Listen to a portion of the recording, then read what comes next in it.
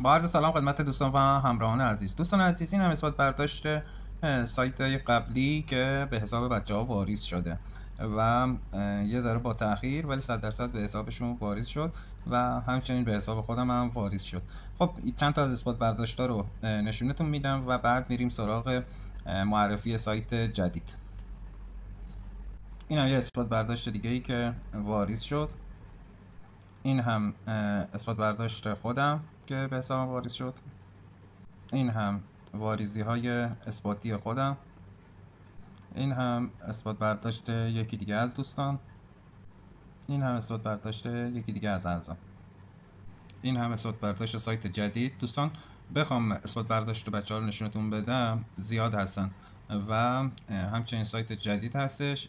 بریم سراغ معرفی و ثبت نام سایت جدید. خب دوستان عزیز، این سایت جدید هستش. قبل از اینکه بریم سراغ معرفی سایت ازتون میخوام چنل یوتیوب رو سابسکرایب کنید و لایک و نظر بدید که این ویدیو هم 100% پاداش داره. خب برای ثبت نام دوستان عزیز باید آدرس ترونتون رو از داخل کیف پولتون کپی کنید و بیارید این قسمت کپی پیست کنید و بعد روی گزینه استارت اوکی کنید.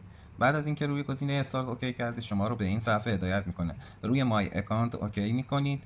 بعد از اینکه روی مای اکانت اوکی کردید وارد همچین صفحه‌ای میشین. برای سپرده‌گذاری شما باید روی این سه تا خط سمت راست اوکی بکنید.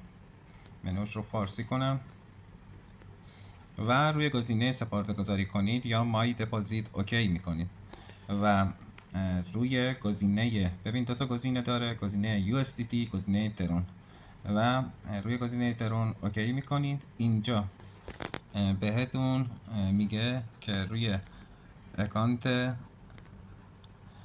اوکی کنید و روی این اکانت اوکی میکنید. اینجا بهتون آدرس و کد QR ترون رو بهتون میده و میتونید این آدرس رو کپی کنید و به این آدرس ترون ارسال کنید.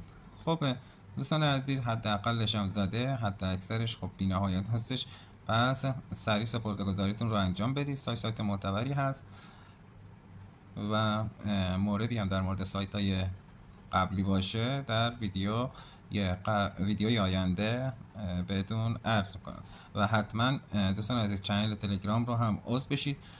خبری و چیزی باشه تو چنل تلگرام بهتون اطلاع رسانی میکنم. پیروز و موفق و تندرست باشید.